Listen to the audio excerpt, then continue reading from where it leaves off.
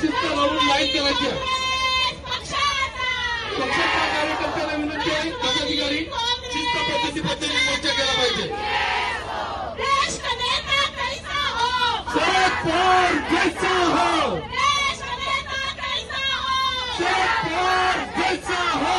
मुख्यमंत्री दादा घरे आमची तोडू नका. लाडक्या बहिणीला वाऱ्यावर सोडू नका. मुख्यमंत्री दादा घरे आमची तोडू नका. लाडक्या बहिणीला वाऱ्यावर सोडू नका. मुख्यमंत्री दादा घरे आमची तोडू नका. लाडक्या बहिणीला वाऱ्यावर सोडू नका. घरे आमच्या हक्काची नाही कोणाच्या बापा